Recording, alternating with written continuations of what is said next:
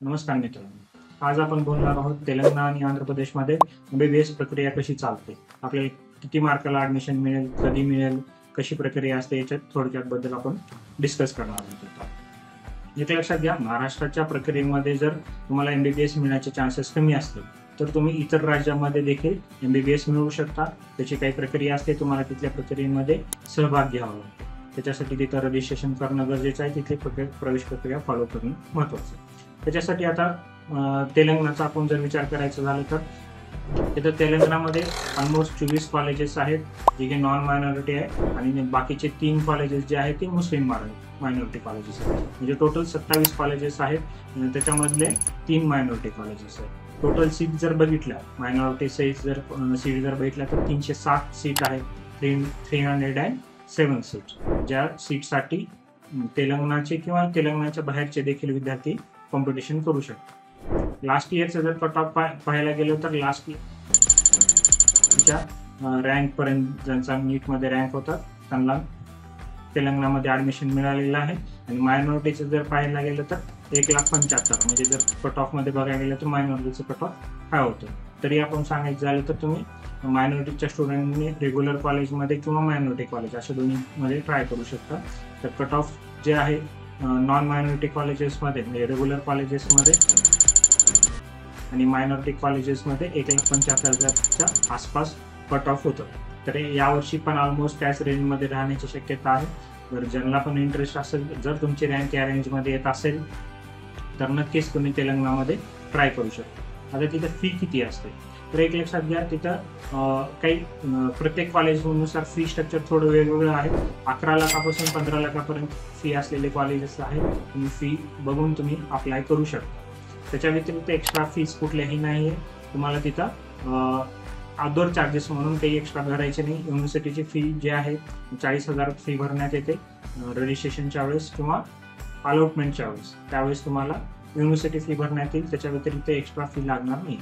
त्या व्यतिरिक्त hostel charges जे राहणार आहेत 1.5 लाखापासून पुढे राहणार आहेत. AC, non AC, double bed, triple bed या पद्धतीनं त्याचं हॉस्टेलचे चार्जेस वेगवेगळे असतात. तर ते 1.5 लाखापासून सुरू होतात. तर तुमच्या पसंतीनुसार तुम्ही सिलेक्ट करू शकता. या व्यतिरिक्त तेलंगणामध्ये एक महत्त्वाची गोष्ट असते ते बँक गॅरंटी. बँक गॅरंटी म्हणजे काय, किंवा तुम्हाला फर्स्ट इयरला जेवढी फी भरणार, जे 11-12 लाख फी भरणार तेवढीच अमाऊंट तुम्हाला बँकेमध्ये ॲज अ गॅरंटी म्हणून ठेवायचं आहे. बँक त्याचं एक सर्टिफिकेट देणार, ते सर्टिफिकेट तुम्हाला कॉलेजमध्ये नेऊन जमा करायचं, जे की ते ऑलरेडी तुमचे ॲज अ FD म्हणून वर्क करणार. बँकेमध्ये ॲज अ FD म्हणून तुमची जमा राहणार फी, आणि ते फी तुम्हाला पुढच्या वर्षी कॉलेज जमा करून घेईल किंवा तुम्ही लास्ट इयर ॲज जमा करू शकता आणि दरवर्षी रेग्युलर फी भरू शकता, किंवा पुढच्या वर्षीची फी म्हणून गॅरंटी म्हणून ते बँक घेत असते. तर अशा पद्धतीने तुम्ही तेलंगणामध्ये प्रवेश प्रक्रियेसाठी आपण वर्क करू शकतो. त्याच्यासाठी तुम्हाला तिथे कॅटेगरी B म्हणून प्रक्रिया चालली जाते. कॅटेगरी B कोटा म्हणून असतो किंवा मॅनेजमेंट कोटा म्हणतो. तर कॅटेगरी B मधून तुम्हाला तिथे अप्लाय करावं लागतं. अप्लाय करण्यासाठी पूर्ण प्रक्रियेमध्ये एकदाच चान्स मिळतो, परत चान्स मिळत नाही. प्रत्येक राऊंडला रजिस्ट्रेशन नसतं. तेलंगणाच्या प्रोसेसमध्ये तुम्हाला फर्स्ट म्हणजे सुरुवातीलाच अप्लाय करणं आवश्यक असतं. प्रत्येक राऊंडला रजिस्ट्रेशन ओपन होत नाही, 1 टाइम रजिस्ट्रेशन असतं.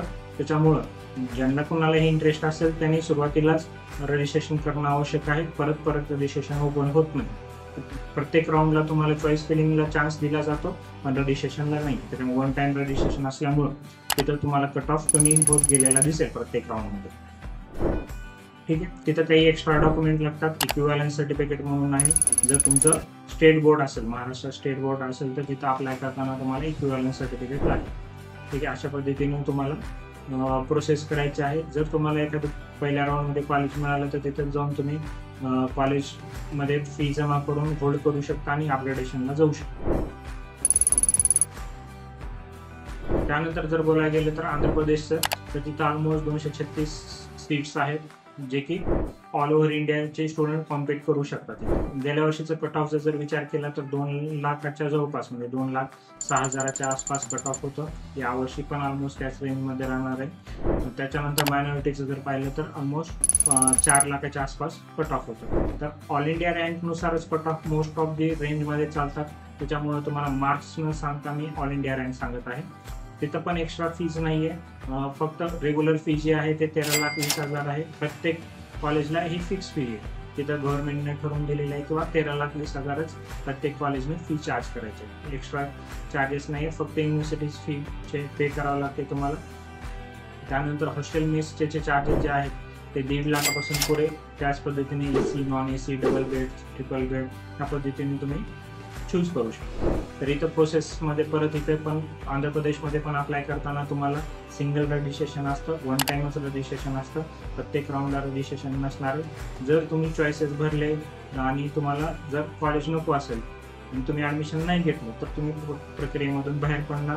परत तुम्हाला री एंट्री नाही आहे. त्यामुळं अप्लाय करताना, चॉईस भरताना सगळ्या गोष्टी महत्त्वाच्या विचार करून, पॉईंट ऑफ व्ह्यूनं, फी स्ट्रक्चर, कॉलेज कुठले आहेत, कुठले चांगले नाही, ह्या गोष्टी सगळ्या विचार करून तुम्हाला चॉईसेस भरणं आवश्यक असतं.